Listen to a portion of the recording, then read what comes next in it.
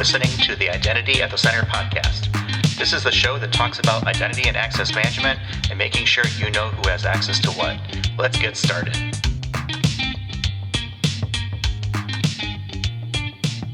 Welcome to the Identity at the Center podcast. I'm Jeff, and that's Jim. Hey, Jim. Hey, Jeff. How are you? Oh, not so bad. Yourself? Hey, I'm living the dream. And right now, it's kind of a nightmare. No, I shouldn't say that. It's really not. But I think everybody's experienced this. So last week, we were at the conference. And then this week, came home, took some time off because I was moving. So it wasn't really a vacation. And then you come back to work. And it's like, they always say, the work will be waiting for you. Yes, sure it will be waiting for you. Plus all the new work that's coming up. So, yes, like I was on the computer literally till 11:30 last night working. And I haven't done that in a while. I mean, it just was like a tidal wave came in from like 8 a.m. to 11:30 at night. I consider that payback for all the work you gave me in editing all the podcasts that we did from Gartner.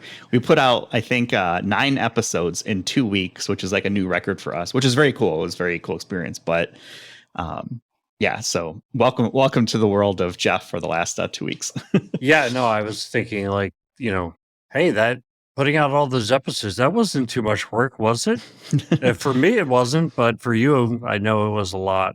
Well, it's a lot of work, but it's fun. We do it as a hobby, right? We don't really do anything. We don't really like monetize the show in any way, right? So we don't do commercials or anything like that. We don't even really advertise ourselves. Maybe that'll change at some point in the future to kind of figure things out, but we do it for the love of the game. And it certainly is fun. Well, we don't advertise for ourselves, but if anybody wants to hire us, they feel more than free to do so. Yeah, definitely. Come visit us at rsm.com.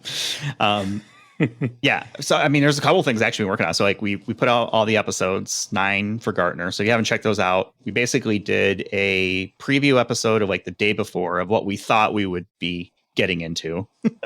And then we did like a daily recap from the 3 days of the conference. And then while we were there, we also recorded specific conversations that we had with 5 different guests. So we had Luis Almeida, Jamie Lewis Gross, we had Head Kovetz, and we had Vittorio Bertocci and Brad Toomey from various companies. I got them all off memory. That's how fresh it is. Having different conversations. And we rolled that out basically all of this week. And for kicking down the fourth wall, we're recording this on Friday, the 2nd, as this will become our Labor Day episode that goes out on Monday. I got a few nice comments about people who said we gave really good coverage of the conference. Mm-hmm. And I feel like that was kind of part of the goal was, for people who couldn't be there, just kind of giving some kind of inside picture. Obviously, we're not, news media covering it. This session did this or this session did that, but more getting the perspective of us and some of our, friends of the show who happened to be there and were willing to jump on the podcast for a little bit. Yeah, it was pretty cool. I think even some folks in Gartner took notice. Henrique thanked us for our journalism. I told him I think journalism is a little bit of a stretch for what we do, but it was very cool to get some nods from that. So yeah, it was fun. Again, thanks out to to Gartner really for putting on a great show, but also RSM for hooking us up with that sweet as you like to say. I didn't think you break that one out. I mean, I thought that was getting old. Always keep them guessing. That's the way to roll. But yeah, having a spot to record was definitely ideal. And we're actually looking at doing this again. I think, we're looking at being at the Authenticate 2022 conference in October. We'll be in Seattle. So we'll be meeting with our friends from the FIDO Alliance. Looking forward to maybe getting Andrew Shikyar, the executive director over there. And if you're going to be at the conference, we'd love to sit down and have a conversation either on or off the record, depending on how it works. But that'll be exciting too. That for those who haven't been following along, that's the one that Jim ditched me last year and made me present on my own for a talk that was all his idea. I would have been more than happy to cough all over you, but I was sick as a dog in the middle of a pandemic. Now, it turned out, at least the test said that I did not have COVID, but I feel like I had COVID like 10 times. Mm-hmm. I was sick a lot during the pandemic. But yeah, FIDO Alliance is definitely one of my favorite organizations. It's kind of like, as well as IDSA and as well as ID Pro. And I wanted to mention, I put a message on the ID Pro Slack channel, but just to mention it here as well, we've got a special episode planned for Halloween. So Halloween falls on Monday this year. And so the idea that I came up with was, what is your I am horror story? So to participate, I kind of figured the episode format would look like what we did with what's the difference between identity and access management and digital identity. And it's kind of like, individuals kind of recorded their 3 to 4 minute story and then emailed it to us. So if anybody's got an I am horror story, like I've got one that comes to mind in my own life, but if any of our listeners have one that they'd want to share, basically just sit down, record it, send it to us. But reach out to me ahead of time, right? We can't have 20 of them. You have to break it up into, so it's going to be more or less of a first come, first serve kind of thing. That, or send them and we'll just try to figure out the best ones that are podcast friendly. Or we can, if there's ones that maybe aren't safe for work, right? We can maybe talk around it. I love hearing the stories because I think it's interesting. So from my perspective, send them all in and we'll try to pick the best ones. Maybe I'm thinking of one in my own personal life. I shared it not too long ago, but could be interesting for sure. Yeah, definitely. And then, also just speaking of Authenticate coming up, that's the conference that you went to last year. We'll have the executive director of the FIDO Alliance, Andrew Shikiar, hopefully come on and do a preview. He's always a good sport about coming on the show. So I think it's more a matter of just finding a mutually available time. He hasn't agreed to come on yet, but I'm just going to announce it here. He's going to come on. Yeah, right. No, if he did come on, I'd be surprised. He's a good sport. Yeah, Andrew's cool. What else? We got Octane coming up. I think we're planning on doing something out there. So Octane is Okta's partner and customer conference in San Francisco in November. So I think we're tossing around ideas of how maybe we do something around that. So yeah, we're kind of like been hitting like the conference circuit here pretty hard over the last couple of months. Yeah, what I love about the conference, like just take the FIDO conference, for example. If you go on to the FIDO Alliance, the authenticatecon.com and look at the agenda and you just look at the sessions, there's like so many good topics and so many good speakers. So what does that mean for the podcast? It means we can have all these people in one place and just say, hey, can you carve an hour out of your schedule? You're already going to be there in Seattle and just join us in the podcasting suite and, lay down the track. Well, I don't know if we'll have a suite, but some area, hopefully the table and chairs, that makes it, relatively convenient. So yeah, like a broom closet.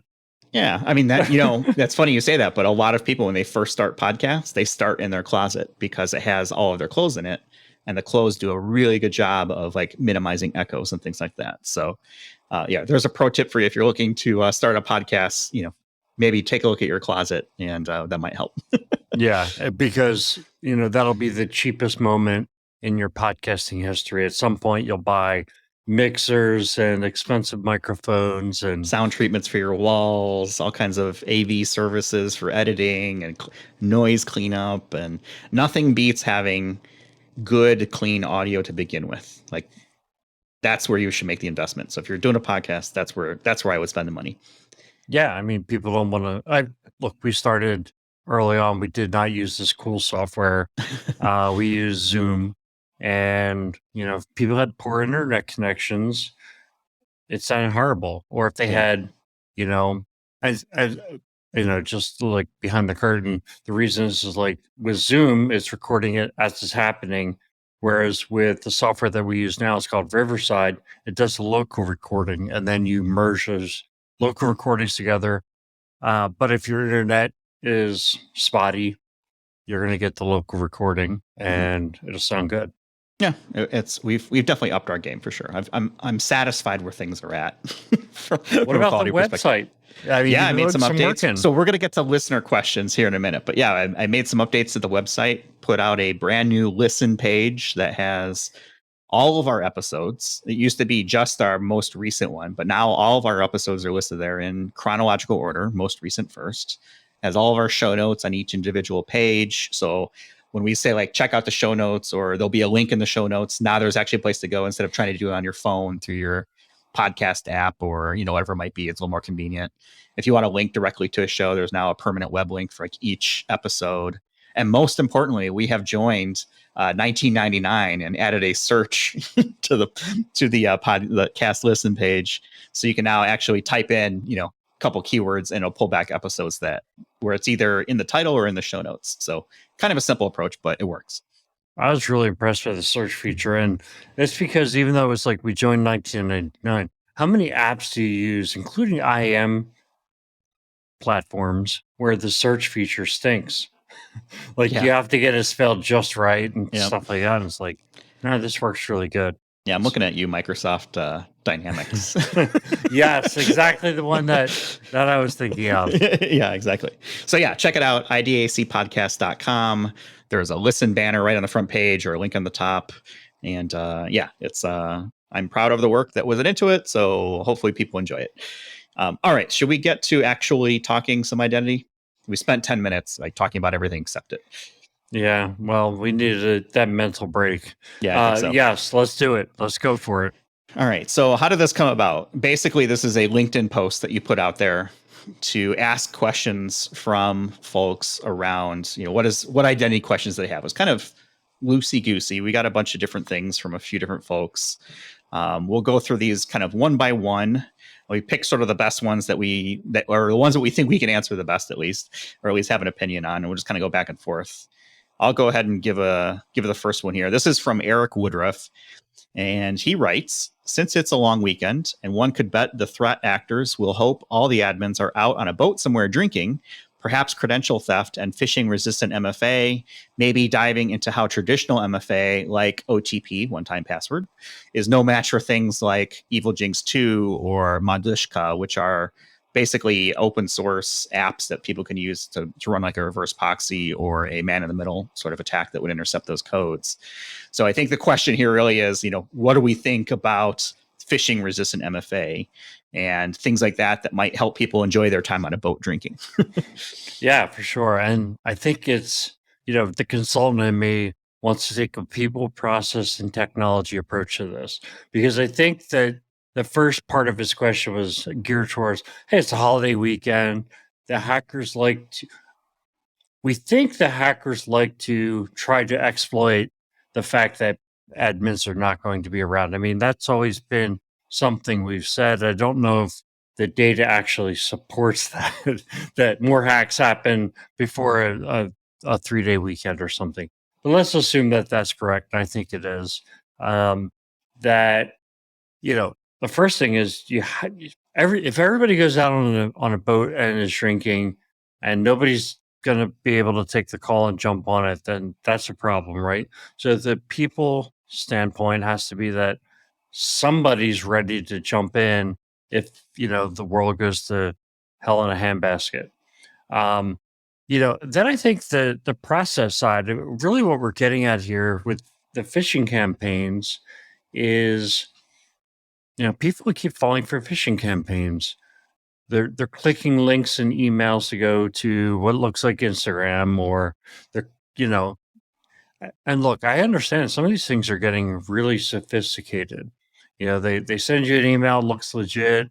You click the link and the login page looks legit. However, if you were smart enough, or I shouldn't say smart enough, let's say educated enough, where you have this built-in suspicion, you go look at the URL bar, you can see you're not on the real Instagram.com or whatever the page is that they're trying to fool you. When you look at but even that's assuming that you've got your browser configured to actually show the full URL. I guess something that bugs me about Safari is by default, it hides the full URL. It just shows the first part of it, or maybe just the base of the domain. I think these are things that, yes, we hope that we wouldn't fall for phishing, but there is a reason it is so popular. It's because it works. Yeah, and I kind of feel like I have the built-in suspicion. I'm in this industry and everything, but I've also worked for a few companies now that have really had, awareness campaigns. And I feel like I'm more aware because of those awareness campaigns. I'm more suspicious when I see something, less likely to click on a link. So that's kind of the process side. And then I think what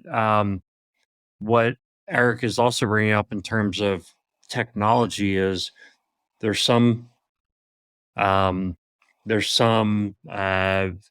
multi-factor authentication methods that are stronger than others. You know, Yeah. obviously leveraging a one-time password through SMS or email, that's the low end of the spectrum versus doing some kind of certificate-based or biometric or something that can't be captured with a man-in-the-middle attack.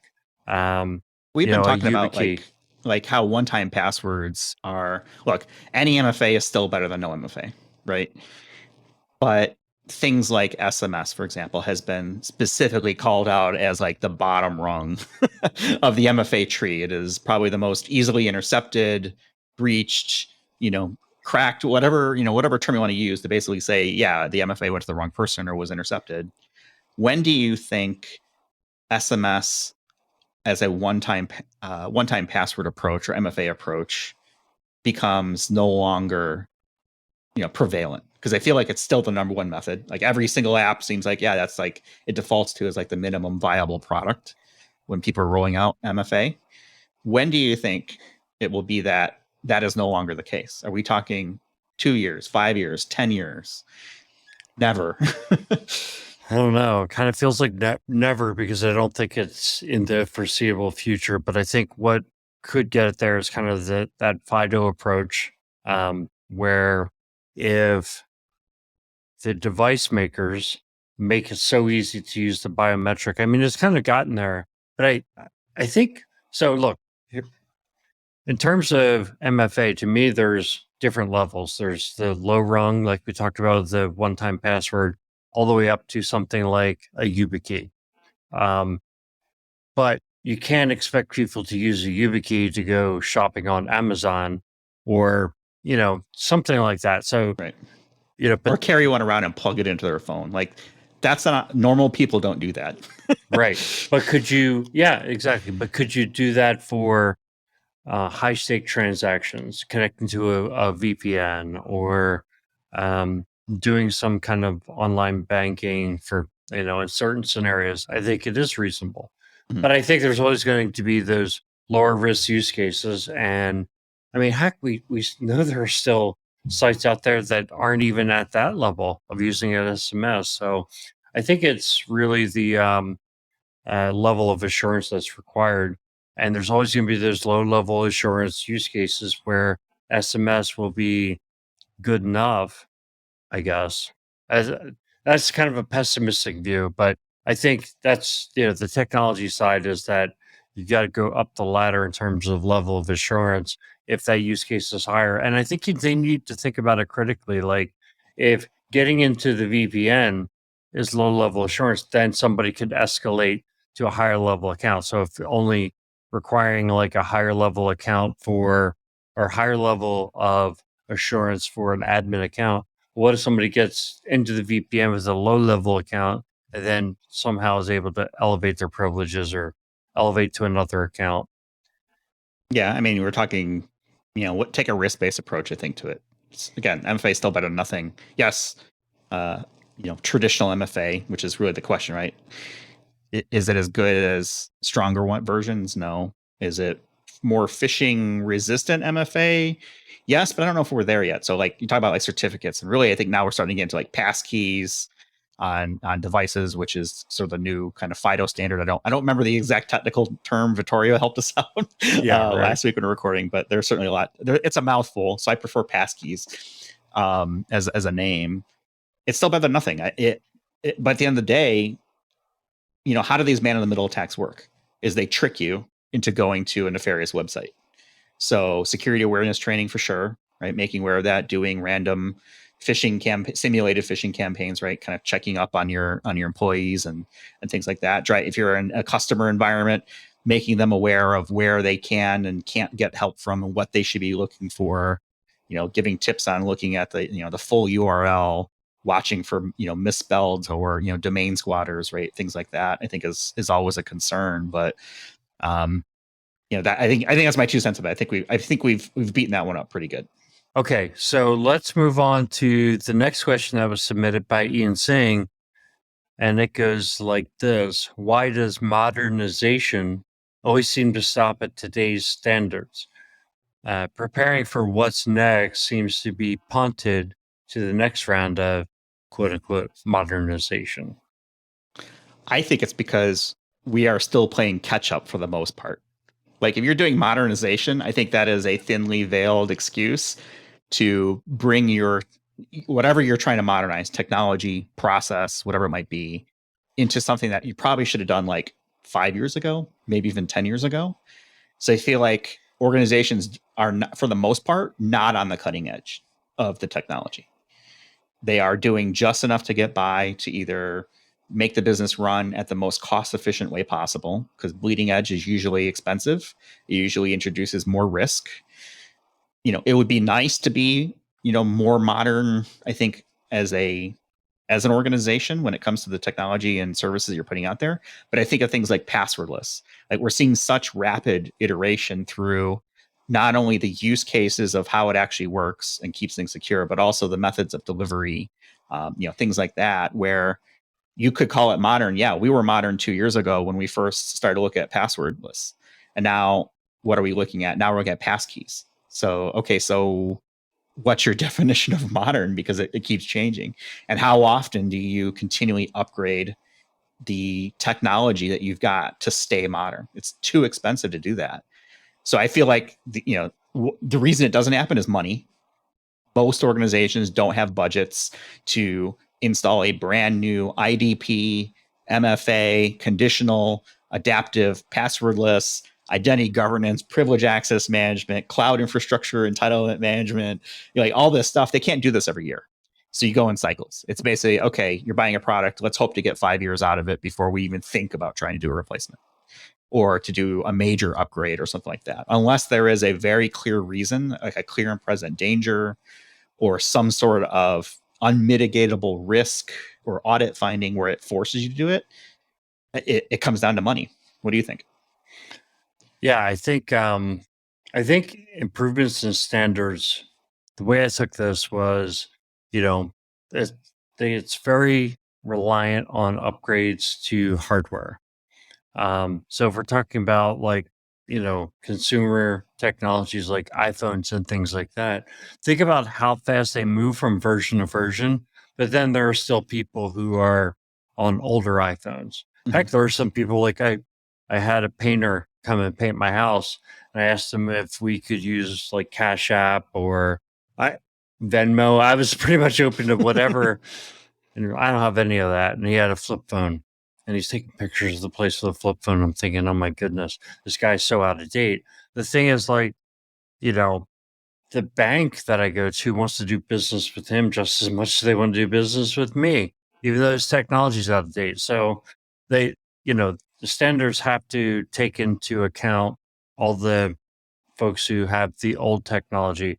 And then I think the other thing is that, the responsibility to be secure generally does not fall on the end user. It falls on the company providing the service. So, if you say, whose responsibility is it to keep my account at Wells Fargo secure? Is it my responsibility or Wells Fargo? Most people say it's Wells Fargo's responsibility. My password needs to be as long as what they say it needs to be. And my multi-factor has got to be whatever they say it needs to be. And I have to follow those rules if I want access, but they've got to keep my data secure. It's not my responsibility. Now, you and I may see it differently because we're in this industry, but I think, the quote unquote man on the street kind of feels like the responsibility lies on the company that's providing it. Now, so they've got the responsibility for security, and they don't want to alienate customers that don't have the technology. So if Wells Fargo all of a sudden said the only people who can access their account are people who have, this biometric support from this version up. So basically, if you have an iPhone 7, you can't be a customer here anymore. You need to withdraw your millions of dollars from our bank because we don't want you here. That's not going to happen. So that is not gonna fly. that's not going to happen. So that's my feeling is like that's what's holding back modernization is old hardware. Old hardware. I can see that. I mean, I still think money is the answer. Well, yeah, I mean, it always ties back to money, though. All right, should we go to the next one? Yeah, let's do the next one. Okay, so this is from our guy, Chris Power, who we actually were able to meet out at Gartner. Chris is a big socks fan, meaning like actually on your feet socks. So kudos to him for that and collecting socks up at Gartner. He actually came up with a bunch. So I'm going to try to paraphrase some of these. Can I jump in on the socks thing before we go any further? Yeah, go ahead. So I kind of felt like after that conversation with him, I was like, this is the first time that I've ever heard somebody going to the vendor hall and kind of like scoping the place out to find something with socks. So if you're listening and you do a booth at a conference, socks might be a good giveaway. Yeah, I think it's interesting because I know it sounds like he's into it. I think Ian Glazer from Salesforce is also into it. And there was someone else I recently saw. It was all on like my LinkedIn or Twitter feeds and stuff like that, where I saw people comparing security related socks. So there is definitely a market out there for socks. Now, didn't we look at like the possibility of socks? And they're, getting custom socks is not a trivial matter, right? They're expensive. Any type of merchandise is expensive. We are looking at it, I think, trying to figure out how that would work, but at least of decent quality. Can you get some paper thin socks from, some, low quality type thing? Probably, but if we're going to do it right, man. Spend the money. Yeah, that's right. Anyway, so shout out to Chris. So his question is really looking at the best ways to manage layered access. So by layered access, what he means, and he gives an example, is application A is managed by the IAM team to get into it initially. Let's say something through single sign-on, right? So basically like the authentication is controlled by one team. But once you're inside the application, once you're inside that application, there are other entitlements or access controls. Maybe you're an administrator or a power user or something like that, where you can gain additional access within that application. So, the perspective he's taking here is we've taken the position that business owners and vendors who have this ability to take on the responsibility, meaning the ability to escalate within a specific application, take on the responsibility and the audit findings that come from adding access when they surpass or go around the IAM team. This releases me, in this case, Chris, from that responsibility on paper, but not from the threat and the risk that these businesses and vendors making changes on their own. If something would happen to occur, the call to resolve it would start with the IAM team, of course, right? It's like, hey, why does someone have incorrect access to your application? Well, let's start at the top of the chain. And then you start doing this, root cause analysis and say, oh, well, we only control one part of the authentication. Someone else is controlling it. What are your thoughts on the management of that layering of access? So my thoughts on managing IAM, managing access, period, is that the business makes the decision on who gets access to what. And the IAM team provides the tools to do that in a controlled fashion. So even the example he gave is saying, okay, well, the IAM team manages the single sign-on. So ultimately, to get single sign-on to an app, they don't give everybody single sign-on to every app, right? They only give the apps that you need. Well, who's going to decide what apps Jeff Stedman needs access to? What groups he goes into an Active Directory that enable him to see that icon in his single sign-on? That should be the business. What I also think is like when it gets to entitlements, it's really then finer grain, either groups in Active Directory or maybe is provision into the application with certain entitlements, whether it's groups or some other attributes that drive access. Typically, you use a tool like identity governance and administration, like SailPoint, Savient, Omada, along those lines, Atlantis or ClearSky. I can't name every single idea. There's so many of them, right? But the idea being that it goes to the business and the business a person in the business decides, yes, you get access or no, you don't get access. And then the system, ideally, if it's fully automated, would provision that access. If it doesn't, it's going to issue a ticket. But then ultimately, if there's a breakdown, like somebody gets the ticket and doesn't follow the ticket, or they provide access that shouldn't be given, if you have the right tools in place from an IAM perspective that have that automation or issue a ticket and someone breaks process, you have to be able to identify who broke process. But it sounds to me like what Chris is saying is that they've got a single sign-on tool, but they don't have an IGA system in place. Well, it could be that, but I think what happens in the real world too is you might have the single sign-on tool, but you don't actually control the permissions within the application itself. Like SAP might be a good example where there's like an SAP team who is responsible for maintaining access within SAP, but the front door might be controlled through an Active Directory authentication, for example. So I think that's the risk, right? Is okay, well, the IAM team is doing the right thing. They have like defined processes, but somewhere along the way, the business decided that they did not want to hand over the provisioning of the actual entitlements within the specific application to a centralized team that does that work. Or that centralized team doesn't have policies or standards or things like that that align with sort of the organizational IAM policies. So I see Chris's point here. It's like, okay, well, we can only control so far because we're only doing this part. We're only really doing the authentication part of it. The authorizations are being managed by someone else in their own application that we do not have connectivity to into or integration, for example. So I could have an IGA tool, but I might not have a connector that is provisioning the actual permissions within the account. That happens quite a bit, right? So I think, from a risk perspective, the risk doesn't go away. It becomes a business decision to say, okay, well, how do we want to manage the risk? To your point, I think the business owns the risk. They have made the decision not to integrate with the enterprise standard identity and access management system to the degree that absolves the business from complying with their audit requirements. Like that's something I always take back to say, okay, well, if you want an easy button, put it in Active Directory or Azure Active Directory. And because my IGA platform is fully managing Active Directory or Azure Active Directory, I will control both the authentication and the authorization. But if you've got an application that sits outside of that management chain, I'm not going to be responsible for it because I can't control it. And I would never agree to say I will own the audit responsibility for an application that I cannot control the authorizations in.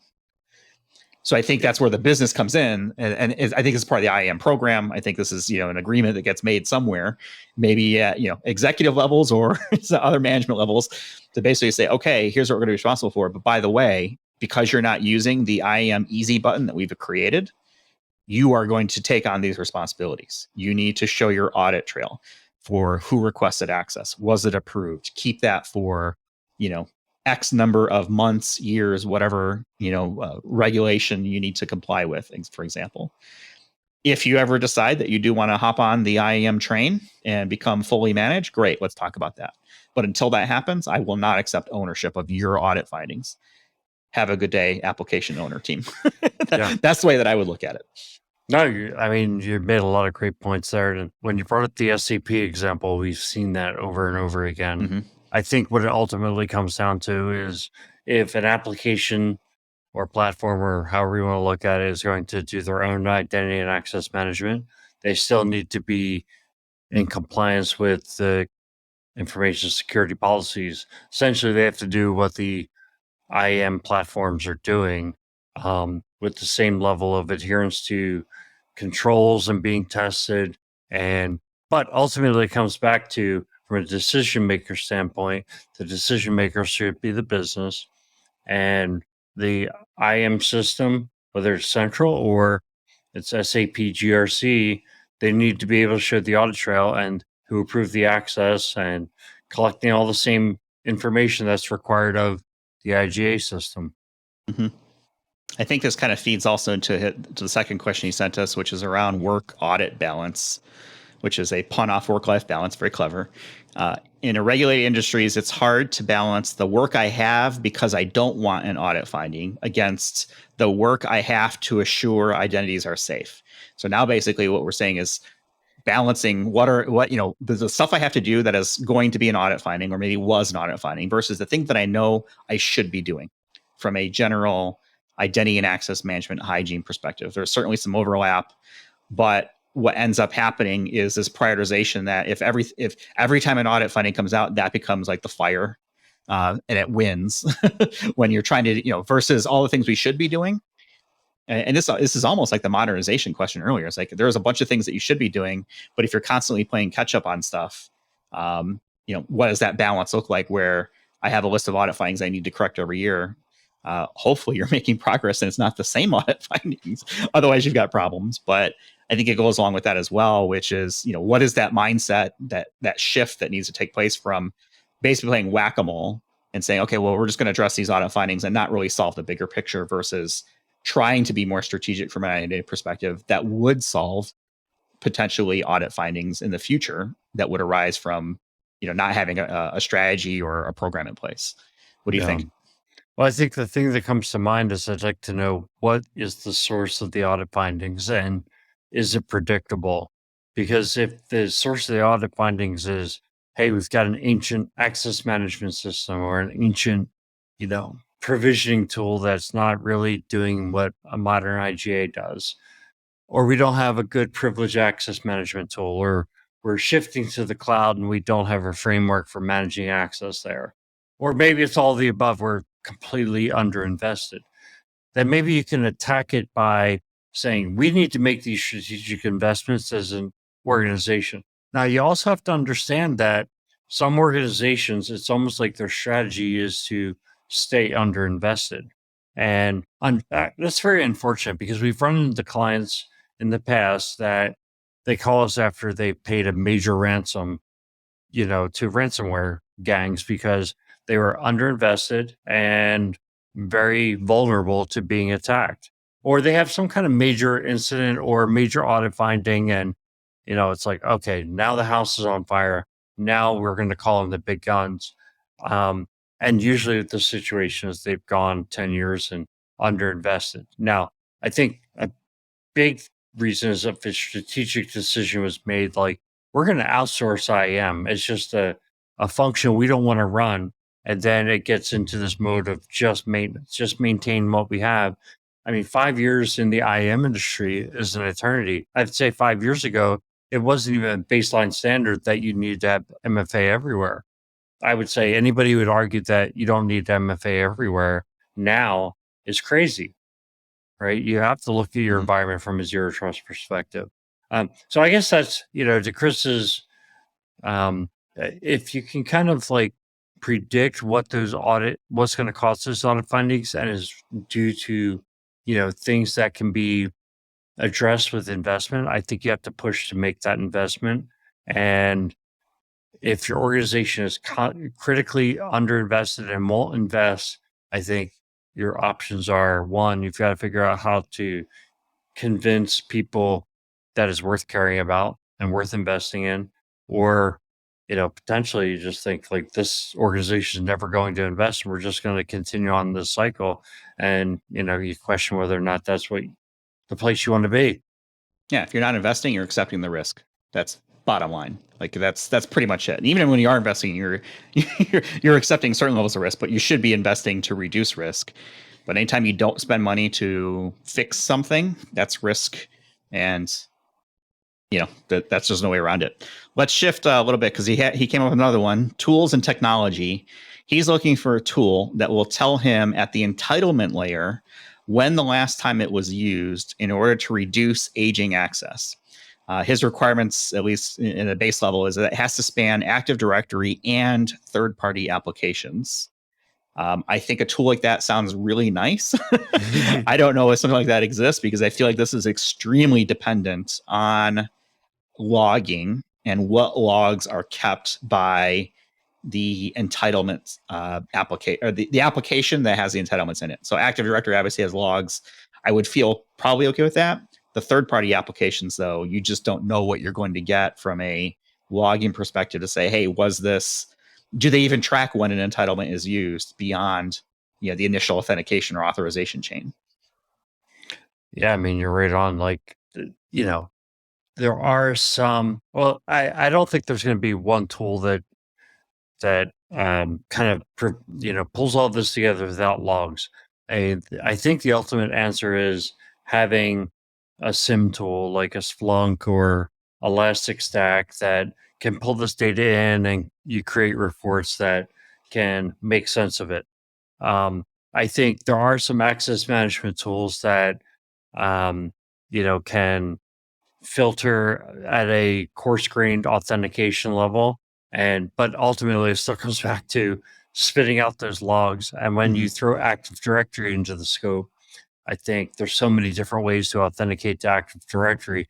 But ultimately, you're pulling the Active Directory security logs. So I think, tuning the logging to make sure you're capturing the data that you want, centralizing the logs, and then building reports to, make sense of the log data to help filter it to just what's important, and potentially setting up alerts so that anything that's like really bad, you're getting alerted on. This sounds like a lot of custom work to me to try and get all the logs, and then, I basically you're looking through all the authentications that take place. So it's almost like this needs to be at the authentication level for each application. Suck up all those authentication transactions, so to speak, into that log, and then try to come up with some sort of logic or tree that says, hey, look for this specific authorization chain. And if you see this specific word, which should map back to an entitlement name somewhere, or maybe it's not even a word. It could be some sort of primary key that, translates from one thing to another. Maybe this is an untapped space. Maybe there's already products out there that exist. So if you know of something, hit us up here, send a message to us on LinkedIn. We'd love to talk and figure it out. Maybe it helps Chris out as well. But I feel like this is a very custom thing that needs to be built, which to me sounds like it's going to be pretty expensive. Yeah. It sounds like something maybe the FBI has or something. But it sounds to me like from his question, because he's talking about when an entitlement is actually used, then you not only have to say, okay, Jeff logged in as administrator, but you actually use the administrator access. Mm-hmm. So what I kind of think where one place that we do see that is with Keem software. So it's going in to Amazon, for example, and finding out when a role was actually used. And if that role is not being used, then it says, Jeff is not using that role. But that's, basically that's leveraging data that Amazon has and what all the cloud providers have. So it's almost doing like log analysis from those cloud vendors. So it kind of goes back to our answer, but it's also very specific to cloud infrastructure. I don't think a similar tool set exists for, non-cloud platforms. Yeah, that's a good point. The Keem space might offer some solution there. The other thing you think about too is just because an entitlement isn't being used doesn't mean it should go away. I think of things like Firecall or other types of emergency break glass type accesses where you hope that you never have to use them or they're used very sparingly, if that. If you have, I would imagine going to some sort of report to say, oh yeah, that's the emergency access. Don't worry about that. That's fine to leave where it is or whatever it might be. Versus taking more like an automated process. I know there's one client that we're kind of talking with in our professional life where things like out of band access, for example, how do you detect accesses and entitlements that are being granted? And, we're looking at a combination of RPA, robotic process automation, logging, things like that to try to come up with some ways to kind of address that unique use case, which is admittedly pretty advanced. I think a lot of organizations still struggle with the basics, but it is something that we're working on in our professional life. Let's get to the next one, which is a culture question. I like this one because it gets more to the people side of identity. Chris works with a wonderful team, now mostly virtual, and spend a lot of time grinding provision requests. I feel your pain, Chris. How do you remind them of the importance of the work they do? How do you reward them virtually? So I think the idea here is that, I'll go back to my old ID admin days and kind of how I got into identity was you're basically processing requests, tickets, emails, walk-ups, maybe not so many walk-ups recently, IMs, where there's, you have to create accounts for some reason or add permissions or entitlements. And it's grindy work sometimes, especially if you're in a big organization or you have a lot of tickets or requests coming in. How do you stress the importance of what they do? I mean, really, you're talking about the first line of defense for an organization. It all starts with identity. But when you're working on, 100 tickets a day or maybe 10 tickets a day, it doesn't really matter, right? How do you keep the focus for a team that's sort of their primary role is to do that permissioning for people? Yeah, I think it also comes back to kind of people management 101, which is make sure that you are in touch with their people. You're having the one-on-ones. They have an opportunity. They know you care about them. They know that the work that they're doing is important to the organization. And they know that if they have a concern or something's coming up in their life, that you're going to listen to them and do what you can to help them. I mean, So to me, it's kind of like if you talk about the work culture and how do you keep people from going crazy, it's know that they're not alone, even though they're maybe physically alone at home, Yeah. but that they're part of something bigger and they're valued and that you're going to be there for them if they need an ear. I feel like the last couple of years, because of the pandemic, organizations have gotten better at this, of helping people understand their role within the organization, why they're important, because such a focus was paid on the mental health side of things, for folks, which I think is a good thing. Yeah, I think it starts, a lot of it is that messaging from the top, and making sure that, as a manager of a team like that, for example, promoting the success of my team to other managers and people that might be above me in the organization. Here's what we do. Here's why it's important.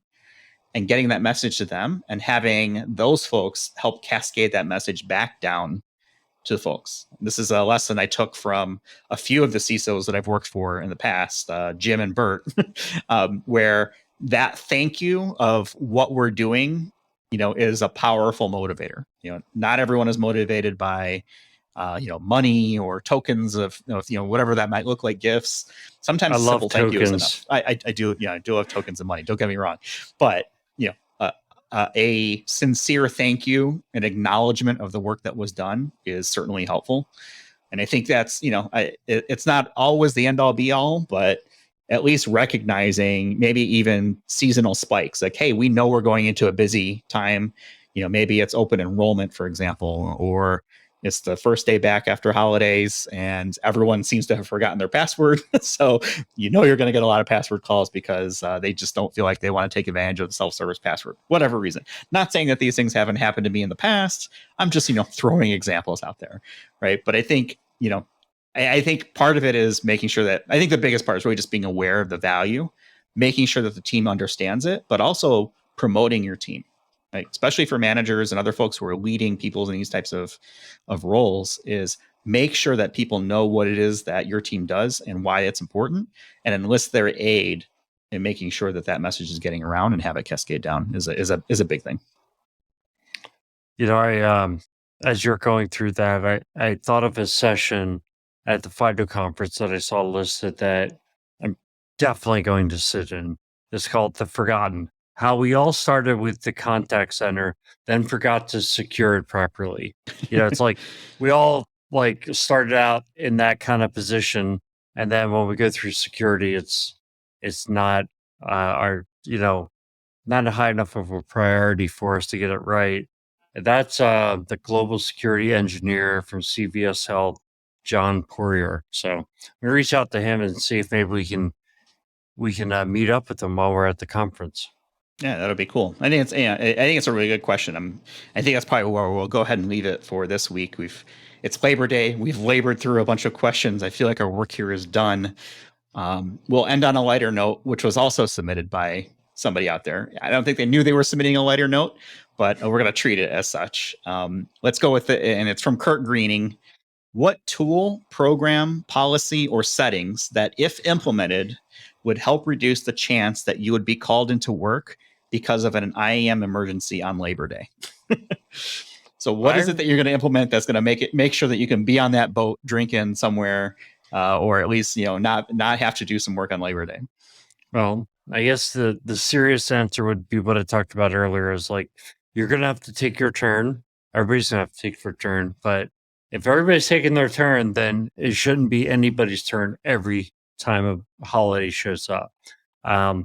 My funny answer was my technology would be an airplane. Get on that airplane and go somewhere that doesn't have Wi-Fi, like Belize or Bora Bora. That was my response to Kurt. He's a good egg. I met with him out in Gartner as well.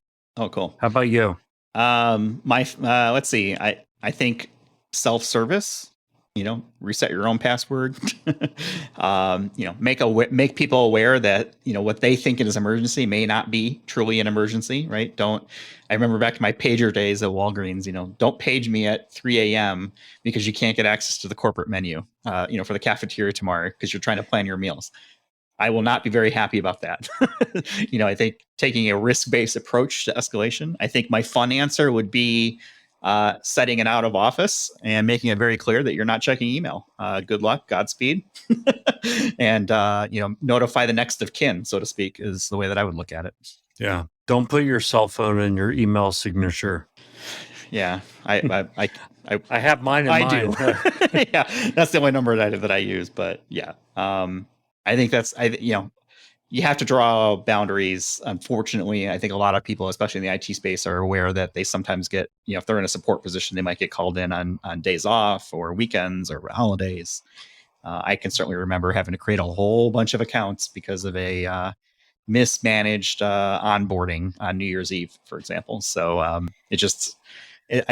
think if you can plan ahead and try to head off as much of things, people can enjoy it. But and for Scott's culture question, so if you have those people who don't respect the boundaries and they go ahead and violate the work lifetime of your employees, just, recognize your employees and to whatever extent you can kind of stand up for them and let people know hey, calling them at home just because you have their phone number, that doesn't make it right. Yeah, I remember back in the day, it would be like, okay, well, just work from home today, or hey, leave early, on Friday or whatever, to kind of try to make it equitable. I think for both sides, right? We all have a part to play in it. So be a good human being is my motto. That's pretty much it. All right, what do you think? Should we go ahead and leave it there? I think so. Okay. Hopefully everyone is enjoying their Labor Day, the end of summer officially here, at least in the U.S. We'll go ahead and wrap it up. Check out our website, idacpodcast.com. Check us out on Twitter at IDAC Podcast. Follow us. We always love to engage with folks. If you've got show topics, questions, concerns, grievances, accolades, you can send them all. Send them to us on LinkedIn after you connect there, and we'll be happy to chat. So hopefully we'll get to meet some more folks at some of these conferences that are coming up. So Authenticate 2022 in Seattle by the FIDO group, or FIDO Alliance, I should say. And then potentially Octane, which is put on by Okta in San Francisco in November. And who knows what next year from an identity perspective. So with that, we'll go ahead and leave it for this week. Thanks everyone for listening, and we'll talk with y'all in the next one. Thanks for listening to the Identity at the Center podcast. If you like what you heard, don't forget to subscribe and visit us on the web at identityatthecenter.com.